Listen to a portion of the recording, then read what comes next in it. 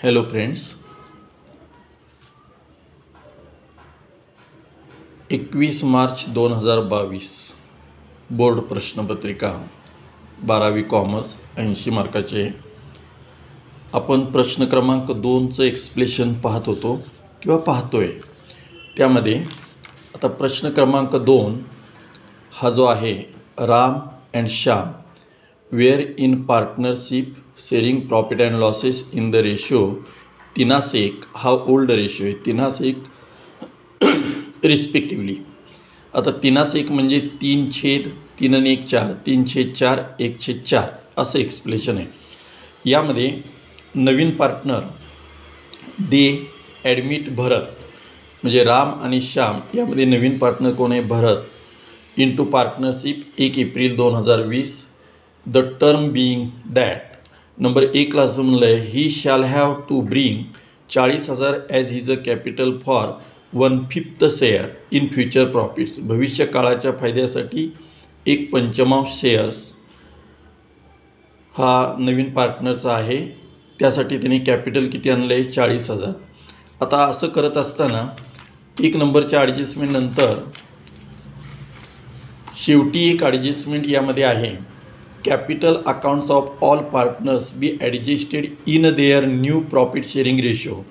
नवीन रेशोप्रमाणे सर्व पार्टनरचं कॅपिटल, ऑल पार्टनर्स सगळ्या पार्टनरचं कॅपिटल ॲडजस्ट करायचं आहे रेशो थ्रू कॅश अकाउंट. आणि जो काय फरक येईल कॅपिटल अकाउंटला तो कॅश अकाउंटला ट्रान्सफर करायचा आहे. नवीन कॅपिटल ॲडजस्ट करायचं आहे, जो फरक येईल तो कॅश अकाउंटला ट्रान्सफर करायचा आहे.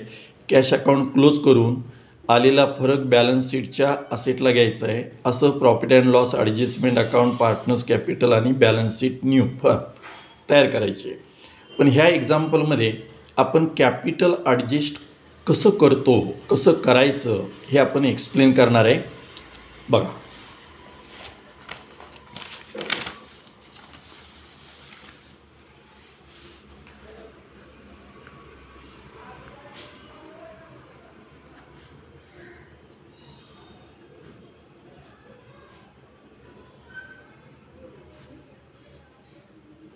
राम अँड श्याम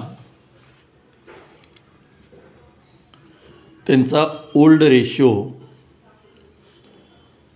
जो दिला आहे तो 3:1 बरोबर 3/4 आणि 1/4 असा हा जुना रेशो दिलेला आहे. 3:1, 3/4, 1/4. आता हे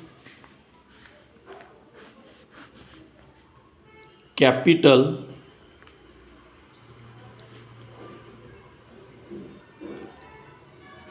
ॲडजस्ट करण्यासाठी न्यू प्रॉफिट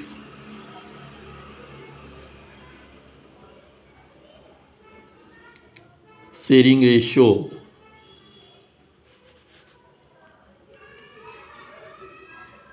काढावा लागतो. आता न्यू प्रॉफिट शेअरिंग रेशो कसा काढतात हे मागच्या व्हिडिओमध्ये मी तुम्हाला एक्सप्लेन केलं होतं, तरीसुद्धा ह्या वेळेला सांगतो आणखीन परत एकदा. यामध्ये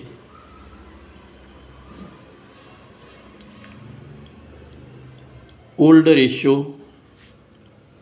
बरोबर 3:1 बरोबर 3/4 आणि 1/4.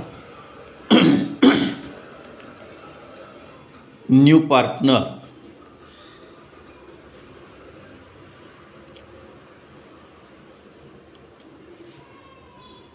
भरत, त्याचा न्यू रेशो म्हणजे शेअर्स त्याचा 1/5 आहे. आणि 1/5 रेशो भविष्यकाळाच्या फायद्यासाठी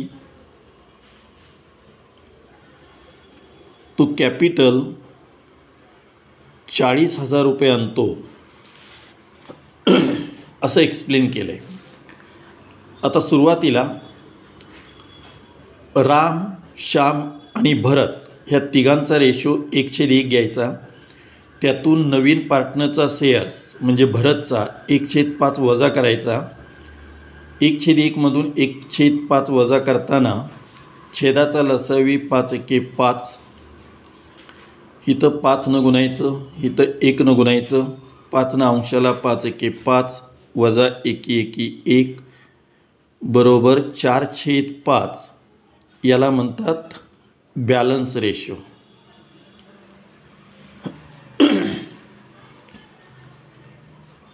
न्यू रेशो बरोबर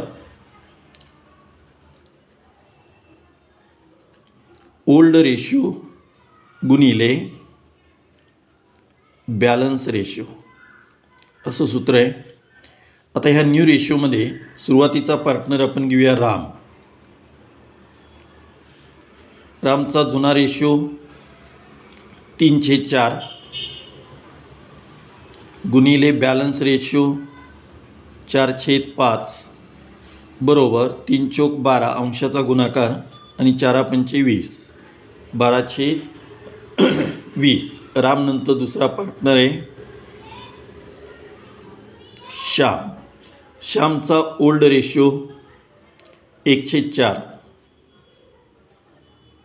त्याला गुणिले बॅलन्स रेशो 4/5 अंशाचा गुणाकार 4 एके 4 4×5 20 म्हणून रामचा 12/20 श्यामचा 4/20 आणि जो नवीन पार्टनर आहे भरत त्याचा रेशो 1/5.